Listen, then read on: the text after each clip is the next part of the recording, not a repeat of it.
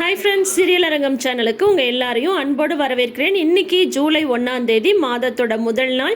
இந்த மாதத்தில் யாரெல்லாம் பிறந்தநாள் திருமண நாள் கொண்டாடுறாங்களோ அவங்க எல்லாருக்கும் ஒரு வாழ்த்து சொல்லிடுவோம். அதே மாதிரி இந்த மாதம் முழுக்க உங்களுக்கு நல்ல மாதமாக அமைய என்னுடைய வாழ்த்துக்கள். இப்போ பார்த்தீங்கன்னா அழகழகு சீரியல் என்ன நடக்குது அப்படின்னு சொல்லிட்டு பார்த்துடலாமா? மதியை போட்டு படுத்திட்டு இருக்காங்கங்க. அவங்க அப்பாவாலேயும் தாங்க முடியல. தப்பு பொண்ணு மேலே இல்லைன்றது அவங்களுக்குமே நல்லா தெரியுது. நாங்கள் தான் யோசிக்காமல் அவசரப்பட்டு கல்யாணத்தை பண்ணி வச்சுட்டோம், அந்நேரத்தில் இருக்கிற அந்த பிரச்சனையை சமாளிக்கணுன்றதுக்காக உன்னோட லைஃப்பை இந்த மாதிரி ஆகிடுச்சேம்மா அப்படின்ட்டு அவங்க அப்பா சொல்லும்போது மதியுமே ரொம்ப வெம்பி அழறாங்க. அப்போ ரேவதி தைரியம் கொடுக்குறாங்க. நீங்கள் ஒன்றும் கவலைப்படாதீங்க, மதிக்கு யாரும் இல்லைன்னு நினைக்காதீங்க, நாங்கள் இருக்கோம், அங்கே மலரணி இருக்காங்க, இங்கே நான் இருக்கேன், நீங்கள் அதெல்லாம் ஒன்றும் கவலைப்படாதீங்க, நாங்கள் பார்த்துக்குறோம் அப்படின்னு சொல்லிட்டு தைரியம் சொல்கிறாங்க. அதுக்கப்புறம் பார்த்தா மதியமே அவங்க அப்பாவோட தோளில் சாஞ்சி அழ ஆரம்பிச்சிடுறாங்க. ரொம்பவே டச்சிங்காக இருந்தது அந்த சீன் பார்க்கும்போதே.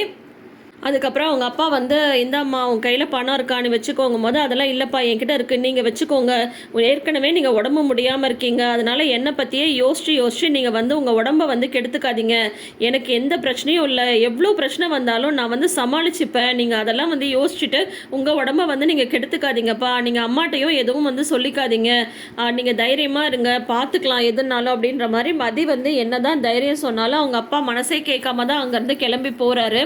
அதோட பார்த்தீங்கன்னா ரேவதியுமே சொல்கிறாங்க, நிறைய வீட்டில் அப்பா அம்மாவுக்கு விஷயம் தெரிஞ்சால் அவங்க கஷ்டப்படுவாங்கன்னு தான் நம்ம எல்லாத்தையும் மறைக்கிற மாதிரி ஆகிடுது இல்லையா அப்படின்ற மாதிரி ரேவதி சொல்கிறாங்க. ரேவதி சொல்கிற அந்த ஒரு வார்த்தையில் எவ்வளோ வலி இருக்குது அப்படின்றது பெண்களுக்கு மட்டும்தான் தெரியும். நிறைய விஷயம் வீட்டில் அப்படி தான் இல்லையா, அவங்களுக்கு தெரிஞ்சு அவங்க வருத்தப்படுவாங்க, வேண்டாம் நம்மளுக்குள்ளாரே நம்ம வச்சுக்கலாம் அப்படின்னு நிறைய விஷயத்த நம்ம மறைக்க தான் செய்கிறோம். என்ன தான் காலம்லாம் மாறினாலுமே, காலம் மாறி போச்சுன்றாங்க, ஆனால் இன்னும் சில குடும்பத்தில் இந்த மாதிரியான நிகழ்வுகள் எல்லாமே நடந்துட்டு தான் இருக்குது. இப்போ பார்த்தா தங்கராஜ் சுரேஷை உட்கார வச்சு இப்போ அடுத்த அட்வைஸை ஆரம்பிக்கிறாரு. நீ என்றைக்காவது மதிக்கிட்ட அன்பாக பேசியிருக்கியா, மதிக்கு பூ வாங்கி கொடுத்துருக்கியா, ஏன்னா இந்த மாதிரி ரெண்டு பேரும் சண்டை போட்டுகிட்டே இருக்கீங்க, ஒரு பொண்ணை ஈஸியாக கைக்குள்ளே போட்டுக்கலாம், என்ன ஒரு தப்பான அட்வைஸ் பார்த்தீங்களா? இவர் சொல்லிட்டுருக்காரு, ஒன்றும் இல்லை, என்ன தான் சண்டை போட்டாலும் நான் கோவமாகவே இருந்தாலும் சாப்பிட்டியான்னு நான் ஒரு வார்த்தை கேட்டால் உங்கள் அக்கா அப்படியே உருகிடுவா, அவ்வளோதான், பொண்ணுங்களை சமாளிக்கிறதுல ரொம்ப ரொம்ப ஈஸி அப்படின்னு சொல்லிட்டுருக்காரு. நீ கொஞ்சம் மதி கூட சேர்ந்து வாழப்பாரு, அப்போ தான் உங்கள் ரெண்டு பேருக்குள்ளார ஒரு அண்டர்ஸ்டாண்டிங் வரும் அப்படின்னு சொல்கிறாங்க. என்ன பிடிக்காதவ கூட எப்படி மாமா வாழ்க்கை வாழ முடியும் அப்படின்னு சுரேஷ் கேட்கும்போது, எல்லாரும் இப்போ என்ன பிடிச்சா வாழறாங்க, எல்லாருமே ஒரு கட்டாயத்தில் தானே வாழ்ந்துட்டுருக்காங்க, பிடிச்ச மாதிரி நம்ம தான் மாற்றிக்கணும், நம்ம சொன்னால் பொண்டாட்டிங்கெல்லாம் பொட்டி பாம்பாக அடங்கி போயிடணும், அந்த ஒரு டெக்னிக் நம்ம கையில் தான் இருக்குது, சின்னதாக அவங்க மேலே அக்கறை காட்டினாவே போதுண்டா, நம்ம சொல்கிறதெல்லாம் கேட்டுப்பாங்க அப்படின்ற மாதிரி சொல்லிட்டு இருக்காங்க. இவ்வளோ பேசுகிறாங்களே, ஏங்க நம்மளுக்கு மட்டும் தெரியாதுங்களா, ஒருத்தவங்க சாப்பிட்டீங்களான்னு அக்கறையாக கேட்குறதுக்கும் அன்பாக கேட்குறதுக்கும் அசால்ட்டாக கேட்குறதுக்கும் டிஃப்ரென்ஸ் நம்மளுக்குமே தெரியும் இல்லைங்களா ஃப்ரெண்ட்ஸ்? நம்ம தான் சரி ஓகே புருஷன் கேட்டுட்டாருன்னு அப்படியே ஐஸாலாம் உருகிறதெல்லாம் கிடையாது, நம்மளுக்குமே அந்த அக்கறைகள் எல்லாமே இருக்குது. அக்கறையாக கேட்கும் போது அக்கறையாக நம்ம எடுத்துப்போம், அன்பாக கேட்கும் போது அன்பாக எடுத்துப்போம், அசால்ட்டாக கேட்குறாங்கன்ற மாதிரி இருந்தால் அதுக்கு தகுந்த பதில் தான் நம்மக்கிட்டேருந்து வரும் இல்லையா? தங்கராஜ் சுரேஷ்க்கு கொடுக்குற அட்வைஸ் எல்லாம் கேட்கும்போது, இன்னும் எங்களெல்லாம் நீங்கள் முட்டாளாவே நினச்சிட்ருக்கீங்கல்ல அப்படின்ற மாதிரி தான் கேட்கணும்னு தோணுது. உடனே அவர் சொல்கிறாரு, நீ இன்னும் உன்னோட லைஃப்பை ஸ்டார்ட் பண்ணாமல் இருக்கிறதுனால தான் மதி உனக்கு அடங்கி போகாமல் இருக்கா, நீ மட்டும் லைஃப்பை ஸ்டார்ட் பண்ணிப்பாரு, நீ சொல்கிறதெல்லாம் அவள் கேட்பா அப்படின்ற மாதிரி சொல்கிறாங்க. ஒரு பொண்ணு ஒரு ஆண் கூட லைஃப்பை ஸ்டார்ட் பண்ணணுன்னா முதல்ல அந்த பொண்ணோட மனசில் அந்த ஆண் இருக்கணுங்க. அவங்க பிடிச்சி ஸ்டார்ட் பண்ணாதான் அந்த லைஃப் கூட நல்லாயிருக்கும். இவர் ஒரு போலீஸ் தானே, அவங்க மாமா தான் இப்படி ஐடியா கொடுக்குறாருன்னா, ஓ அப்படியா மாமா அப்படின்னு வேறு ஒரு மண்டையாட்டி கேட்டுட்ருக்காரு. இவரெல்லாம் என்ன தான் படித்து வேலையில் சேர்ந்தாருன்னு தெரியல.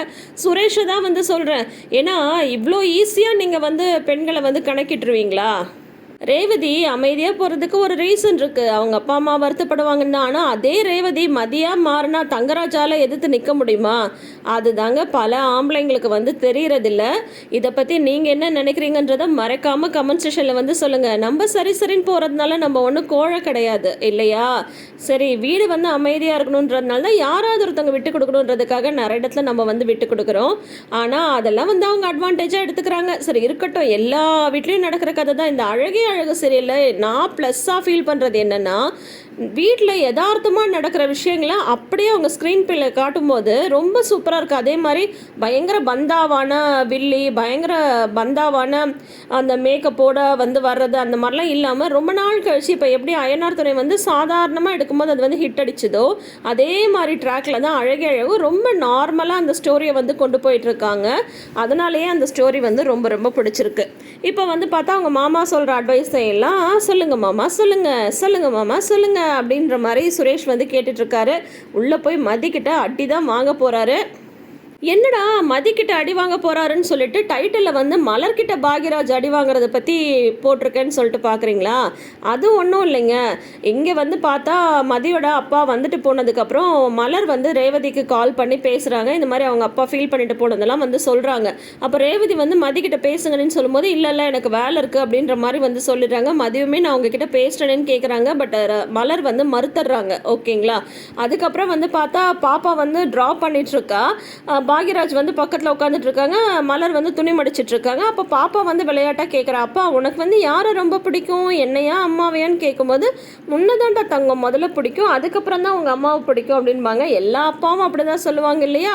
அதுக்கப்புறம் பார்த்தா நீ கேட்குறதுனால தான் உங்கள் அப்பா அப்படி சொல்கிறாரு, நான் கேட்குறேன் பாரு அப்படின்னு சொல்லிட்டு உங்களுக்கு என்ன பிடிக்குமா அவ்வளோ பிடிக்குமா அப்படிங்கும்போது இப்போயும் எனக்கு என் பொண்ணை தான் முதல்ல பிடிக்கும், உன்னை கொஞ்சமாக தான் பிடிக்கும் அப்படின்ற மாதிரி சொல்கிறாங்க.